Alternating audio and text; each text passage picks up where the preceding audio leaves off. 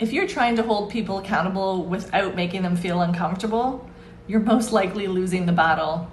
It's not because you're being mean, but by nature, accountability makes people uncomfortable. That's just what happens. Most people don't like it when someone's telling them that they need to improve on something. It's not a happy feeling. People don't get all fuzzy inside. They get anxious and nervous. But this is the thing. If you don't hold people accountable, people are gonna know that you're a crappy leader because you're gonna have a reputation of being a pushover.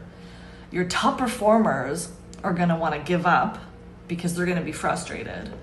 And your low performers are gonna love you because they get away with everything. So you've gotta decide what kind of leader you wanna be. Do you want people to succeed, or do you wanna turn a blind eye to bad performers? In my role in HR for over 25 years, I frequently have had to hold people accountable. This one particular situation, I had a direct report who seemed to be good at their job, and I inherited. And so we always find sometimes when we inherit someone that we, as leaders, will say, we've inherited a problem. However, being in HR, I want to believe that people can do good things. You know, you want to have the benefit of the doubt that they were hired to do a job, so they must be good at it somehow. So I took the opportunity to do a performance improvement plan with this individual. And from the get-go, of course, they had their backup. And I had so much documentation. I had been reviewing things, emails, customer information. I mean, I had pages and pages of information because I wanted to be fair to them, to show them where their deficiencies were. But of course, like I said on the very first conversation, they had their backup. And they just disagreed, 100% disagreed, because I was the new leader, so I was the problem, since they had never been written up previous to me, right? So of course time passes, and I kept having to explain to this person every time we met for a progress report that I'm actually here to help them, and I want to set them up for success, but they are going to have to meet me halfway.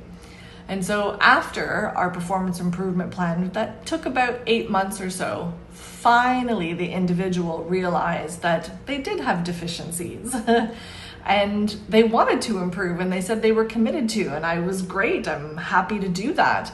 I just need them to do the job that they were hired to do.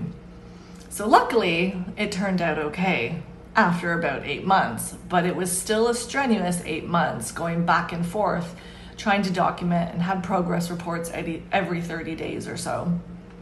At the end of the day, our job again as leaders is to set people up for success, but it's not fair if we're not being straightforward with them, right? My name is Jose LP, and for over 25 years now, I've been helping managers and leaders feel comfortable with those uncomfortable conversations. So I have a couple tips for you, things that I've used in my 25 years that have really worked efficiently, and I've actually recommended these to many of the leaders and managers that I help coach. The first one that I'm going to review today is very much of what I talked about in my story, is number 1, documentation.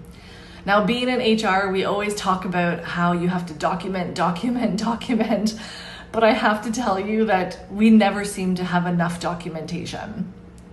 Many leaders and managers think that documentation is just their own notes on file and not really having conversations or not facts, you know. They don't realize that it's got to be tangible with a date, timestamp, a video, maybe someone witnessed the conversation or the situation. It really has to be something that you can go back to an employee and said, on December 21st at 5 o'clock, you know, you did X, Y, Z. It's just fair to the employee that when you are documenting them, you're very specific, because at the end of the day, our job is to help people, right? And in order to help them, they need to know what they can improve on. And in order for them to know what they have to improve on, we have to be specific. So like I said, documentation has to be very specific. So that was my number 1. However, if you want more specifics on documenting and how to document, what things to document, etc., please make sure that you click the link below and get the free guide. The second tip that I'd like to give to you related to managing your team and holding them accountable is setting expectations. A lot of managers feel that when you're setting expectations, you have to negotiate with your employee on what that expectation is. That's not true. There's no negotiation. If you have an employee handbook, you have a policy, you have an employment agreement, you have something in your organization that you're referencing for what those expectations are, whether it's an audit sheet. I mean, there's a long list of different things that they could be.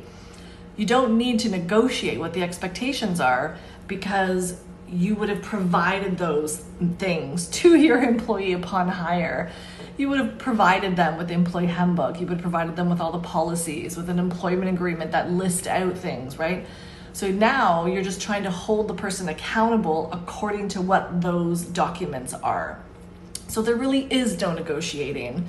This is not a performance review where people think that there's negotiation. Performance reviews and performance management are two completely different things. And holding people accountable, you can do that also on a performance review. But right now we're not talking about performance reviews. We're talking about performance improvement plans, which are conversations that you're going to hold people accountable, and obviously documentation with write-ups. So like I said, our second tip today was setting expectations and make sure that it's not negotiating. For more tips on setting expectations, don't forget to check out that guide below. And my third and final one for holding people accountable today is celebrate your small wins. Once you've done your meetings with people and you're having those progress reports, you have already set out all your expectations, I believe that your employee is probably gonna want to adjust their behavior or their work ethic or whatever it is that you've asked them to do. And so when they do make little tiny adjustments, celebrate it. You're really reinforcing good behavior, right? And so when you're reinforcing that good behavior, people are gonna want to continue the good behavior. It's also just a human nature thing that employees want to be liked by their leader and they want to feel appreciated by their leader and by their manager. So don't forget to celebrate those small wins. And for your full guide on all of these tips, don't forget to click the link below. Look forward to seeing you on my next video. Thank you.